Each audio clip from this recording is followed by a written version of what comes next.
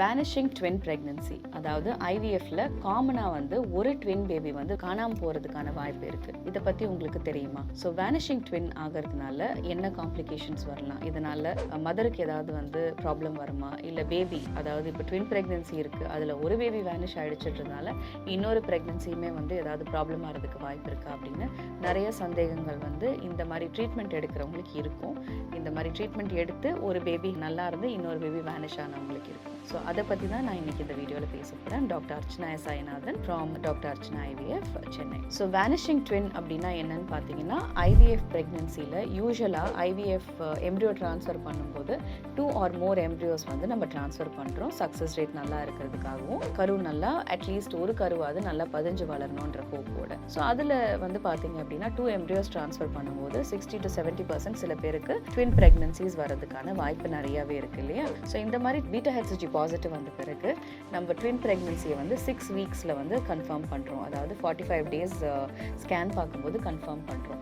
அந்த ஸ்கேனில் நம்ம கன்ஃபார்ம் பண்ணும்போது 2 பேபியுமே நல்லா இருக்குது, க்ரௌன் ரம்ப் லென்த்துன்னு சொல்லுவோம், சிஆர்எல், அந்த சிஆர்எல் மெஷர்மெண்ட் நல்லா இருக்குது, ஹார்ட் பீட் நல்லா இருக்குன்னு நம்ம வந்து டாக்குமெண்ட் பண்ணி கொடுத்துருக்கோம். 8 வீக்ஸ் அதாவது 15 நாள் கழிச்சு ஸ்கேன் வரும்போது யூஸ்வலாக ஐவிஎஃப் ப்ரெக்னன்சிஸில் வந்து 15 days ஒன் ஸ்கேன் பண்ணுறது ப்ரிடாமினெண்ட்டாக எல்லா ஐவிஎஃப் கன்சல்டன்ஸும் விருப்பப்படுற விஷயம். ஏன் அப்படின்னு பார்த்தீங்கன்னா, அதில் ஏதாவது காம்ப்ளிகேஷன் இருந்ததுன்னா நம்ம கண்டுபிடிக்க முடியும். 1 month கழிச்சு பேஷண்ட்டை பார்க்கும்போது ஏதாவது இஷ்யூ இருந்ததுன்னா அதை நோட்டிஃபை பண்ணாமல் போயிடுவோமோ, இல்லை அதை நோட் பண்ணாமல் போகிறதுனால நம்ம ப்ரிவெண்ட் பண்ணாமல் போயிடுவோம் ஏதாவது ப்ராப்ளம்ன்றதுனால 15 days ஒன் ஸ்கேன் பார்ப்போம். இந்த 8 வீக்ஸ் 6 வீக்ஸ் முடிச்சுட்டு 15 days கழிச்சு 8 வீக்ஸில் நம்ம ஸ்கேன் பார்க்கும்போது சில பேருக்கு வந்து ஒரு பேபியுடைய ஹார்ட் பீட்டும் க்ரோத்தும் நல்லா இருக்கும், அந்த இன்னொரு பேபியுடைய ஹார்ட் பீட் இல்லாமல் இருக்கிறதுக்கும் க்ரோத் ஸ்டாப் ஆகிருக்கிறதுக்கான வாய்ப்பு இருக்குது. இதுதான் நம்ம வந்து வேனிஷிங் ட்வின் அப்படின்னு சொல்லுவோம்.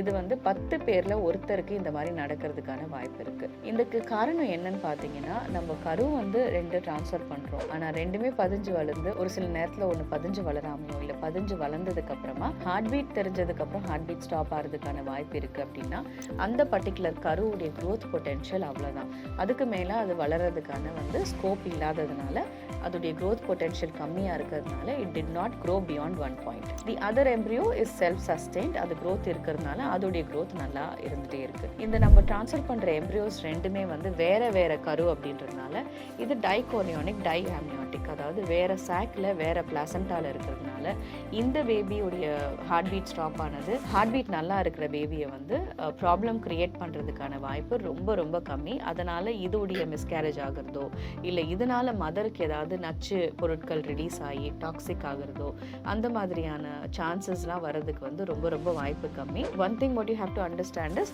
சில நேரத்தில் வந்து இந்த ஹார்ட் பீட் ஸ்டாப் ஆன ப்ரெக்னன்சி வந்து கீழே, அதாவது கர்ப்பப்பை வாய்க்கிட்ட சர்விக்ஸ் அந்த மாதிரியான இடத்துல இருந்ததுன்னா மேபி ஸ்பாட்டிங்கோ இல்லை ப்ளீடிங்கோ வரதுக்கான வாய்ப்பு இருக்குது.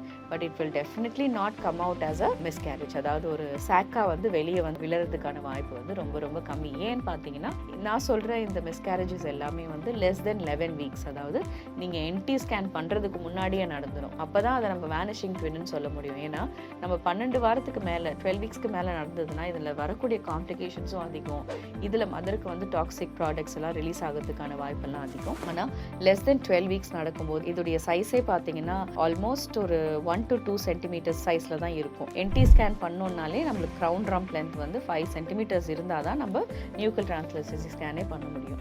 ஸோ 3 to 4 centimeters இருக்கும்போதே இந்த பேபி வந்து ஹார்ட் பீட் ஸ்டாப் ஆகுறதுனால அந்த பேபியோடைய ஹார்ட் பீட் ஸ்டாப் ஆனதுக்கு அப்புறமா க்ரோத் நில்லாயிட்டு அது அப்படியே உடம்புல அப்சார்ப் ஆகிடும். அதனால தான் அதுக்கு பேர் வந்து வேனிஷிங் ட்வின். ஸோ காணாமல் போயிடுறதுனால over the period of time நீங்கள் அடுத்தடுத்த ஸ்கேன் பார்க்கும்போது 4th month 5th month ஸ்கேனில் அது இருந்ததுக்கான அடையாளமே தெரியாமல் போயிடும். அதனால தான் அதுக்கு பேர் வந்து வேனிஷிங் ட்வின்னு சொல்கிறோம். இதனால் நீங்கள் இந்த மாதிரி 8 வீக்ஸில் ஹார்ட் பீட் ஸ்டாப் ஆகிடுச்சுன்னு பயப்பட வேண்டிய அவசியம் இல்லை. இதனால் உங்களுடைய ஆன்கோயிங் ப்ரெக்னன்சி, இன்னொரு ப்ரெக்னன்சி அது ஆன்கோயிங்காக இருக்கும் இல்லையா, அதில் எந்த ஒரு தொந்தரவும் வராது, மதருக்கு எந்த விதமான ப்ராப்ளமும் வராது. இதனால் அபார்ஷன் நடக்கிறதுக்கான வாய்ப்புமே ரொம்ப கம்மி. நான் ஏற்கனவே சொன்ன மாதிரி ப்ளீடிங்கோ ஸ்பாட்டிங்கோ அந்த மாதிரி ஏதாவது வந்ததுன்னா உடனடியாக போய் ஸ்கேன் பார்த்துக்கோங்க, உடனடியாக உங்கள் டாக்டரை மீட் பண்ணுங்கள், கன்சல்ட் பண்ணுங்கள். இதுக்கான சப்போர்ட்டிவ் மெடிசன்ஸ் கொடுப்பாங்க. ஃபர்தராக இது வந்து ஒரு ப்ராப்ளமாக க்ரியேட் ஆகாமல் அவங்களால இதை தடுக்க முடியும்.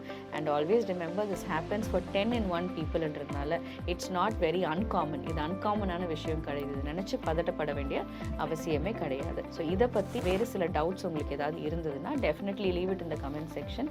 I'll be very happy to answer it for you.